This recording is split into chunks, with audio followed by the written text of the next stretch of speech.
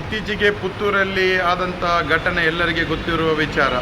ಪುತ್ತೂರಲ್ಲಿ ಒಂದು BJP ನಗರಸಭೆ ಸದಸ್ಯರ ಮಗ ಪ್ರೀತಿಸಿ ಒಂದು ಹೆಣ್ಣು ಮಗಳಿಗೆ ಅತ್ಯಾಚಾರ ಮಾಡಿ ಮಗು ಹುಟ್ಟಿಸಿದ್ದಾನೆ. ಆ ಮಗು ಹುಟ್ಟಿಸಿದ ಆ ಹೆಣ್ಣು ಮಗಳಿಗೆ ಗರ್ಭಿಣಿ ಆಗಿದ್ದ ವಿಚಾರ ಆ ಹೆಣ್ಣು ಮಗಳ ತಾಯಿಯ ಖುದ್ದು ಬಂದು ಮಾಧ್ಯಮದ ಮುಂದೆ ಹೇಳಿದ್ದಾರೆ.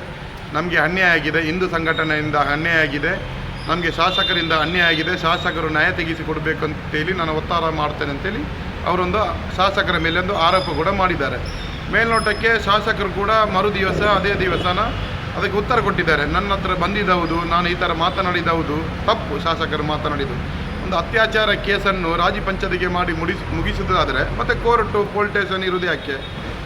ಪೊಲೀಸ್ ಸ್ಟೇಷನಿಗೆ ಒಂದು ಹೆಣ್ಣು ಮಗಳು ಕಂಪ್ಲೇಂಟ್ ಕೊಡಲಿಕ್ಕೆ ಬಂದಾಗ ಪೊಲೀಸ್ನವರು ಅದು ನೋಡಬೇಕಿತ್ತು. ಅದಕ್ಕೆ ಶಾಸಕರು, ಜನಪ್ರತಿನಿಧಿ, ರಾಜಕಾರಣಿಗಳು, ದೊಡ್ಡ ದೊಡ್ಡ ದಂಡನಾಯಕರು ಅದಕ್ಕೆ ಕೈ ಹಾಕಬಾರದು. ಯಾಕೆಂದರೆ ಅದು ಕಾನೂನು ನೋಡಬೇಕು.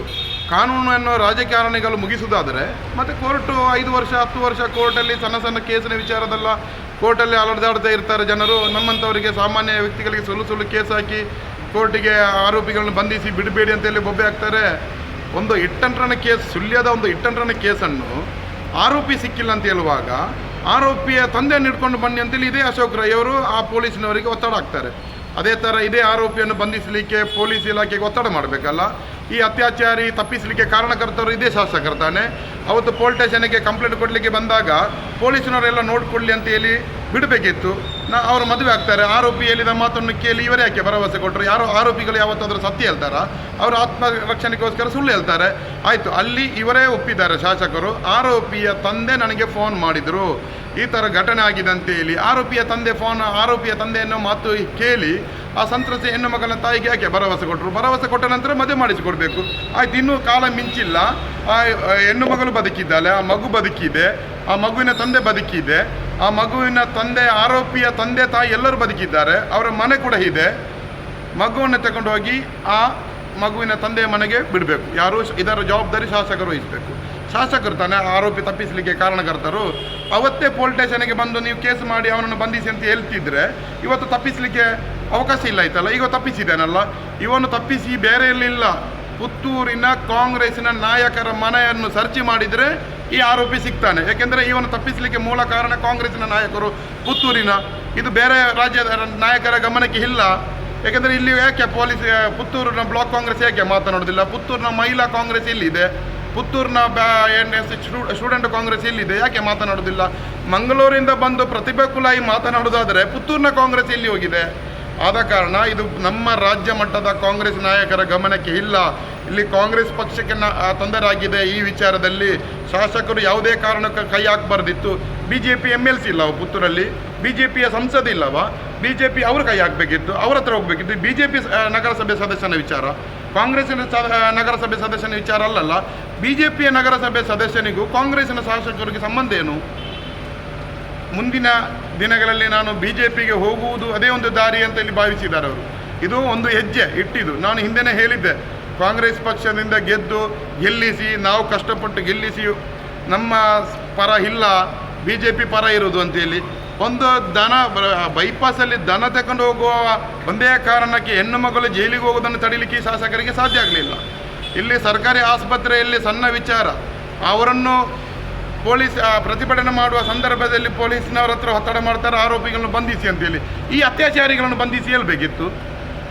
ಆ ಕೇಸ್ ಆದ ಕೂಡಲೇ ಮದುವೆ ಆಗಬಾರ್ದಂತ ಏನಿಲ್ಲ. ಕೇಸ್ ಕೋರ್ಟಲ್ಲಿ ಇದ್ದರೂ ಮದುವೆ ಆಗ್ಬೋದು, ಮತ್ತು ಇವರು ರಾಜ್ಯ ಪಂಚಾಯತಿಗೆ ಮಾಡಿ ಮದುವೆ ಆದ ನಂತರ ಕೇಸ್ ತೆಗಿಬೋದಿತ್ತು. ಇದು ಶಾಸಕರು ಒಂದು ವೇಳೆ ಅಲ್ಲಿ ಪೊಲೀಸ್ ಇಲಾಖೆಗೆ, ಆ ಕುಟುಂಬಕ್ಕೆ ಒತ್ತಡ ಹಾಕಿಲ್ಲಾದರೆ ಇವತ್ತು ಆ ಹೆಣ್ಣು ಮಗಳು ಮದುವೆಯಾಗಿ ಆ ಮಗುವಿಗೆ ತಂದೆ ಇರ್ತಿತ್ತು. ಹೀಗೆ ತಂದೆ ಇಲ್ಲದೆ ಇರಲಿಕ್ಕೆ ಮೂಲ ಕಾರಣ ನಮ್ಮ ಶಾಸಕರು. ನಮ್ಮ ಶಾಸಕರ ಮೇಲೆ ನಮಗೆ ಕೋಪ ಇಲ್ಲ, ವೈಯಕ್ತಿಕವಾಗಿ ಕೋಪ ಇಲ್ಲ. ಇಂಥ ವಿಚಾರವನ್ನು ಕೈ ಹಾಕುವಾಗ ಅವರು ಸ್ವಲ್ಪ ಆಲೋಚನೆ ಮಾಡಬೇಕು. ಒಂದು ಹಿರಿಯ ಕಾಂಗ್ರೆಸ್ಸಿನ ಯಾರಾದರೂ ಒಂದು ಸಲಹೆಗಾರನ್ನು ಇಟ್ಟುಕೊಳ್ಬೇಕು. ಯಾಕೆಂದರೆ ಅವರು ರಾಜಕಾರಣದಿಂದ ಬಂದವರಲ್ಲ, ಅವರು ಬಿಸ್ನೆಸ್, ರಿಯಲ್ ಎಸ್ಟೇಟ್ ಉದ್ಯಮಿ. ಅವರು ರಾಜಕಾರಣದ ಅನುಭವ ಇಲ್ಲದ ಕಾರಣ, ಹೇಗೆ ರಾಜಕೀಯ ಮಾಡಬೇಕಂತ ಗೊತ್ತಿಲ್ಲದ ಕಾರಣ ಎಲ್ಲ ವಿಚಾರಕ್ಕೆ ಬಂದು ಮಾಧ್ಯಮದ ಮುಂದೆ ಮಾತನಾಡೋದು, ಕೈ ಹಾಕೋದು. ಇಲ್ಲಿ ತೊಂದರೆ ಆಗೋದು ಪಕ್ಷಕ್ಕೆ. ಪಕ್ಷ ಕಟ್ಟಿದ್ದು ನಾವು, ಅವರು ಪಕ್ಷ ಕಟ್ಟಲಿಲ್ಲ. ಅವರು ಬಂದದ್ದು 2 ವರ್ಷ ಆಗಿದ್ದಷ್ಟೇ. ನಾವು ಪಕ್ಷ ಕಟ್ತಾ ಇರೋದು. ನಾವು ಜೀವನ ಪೂರ್ತಿ ಕಾಂಗ್ರೆಸ್ ಪಕ್ಷಕ್ಕೆ ದುಡಿದು ನಾವು ಮುಂದೆ ಇಲ್ಲಿ ಕಾಂಗ್ರೆಸ್ ಶಾಸಕ ಆಗಬೇಕಂತೇಳಿ ನಾವು ಕಾಯ್ತಾ ಇರೋದು. ಇವರು ಕಾಂಗ್ರೆಸ್ ಒಂದು ಗ್ರಾಮ ಪಂಚಾಯತ್ ಚುನಾವಣೆಯಲ್ಲೇ ಗೆಲ್ಲಬಾರದಂತ ತೀರ್ಮಾನ ಮಾಡಿದರೆ ನಾವೇನು ಮಾಡಲಿಕ್ಕೆ ಸಾಧ್ಯ ಇದೆ?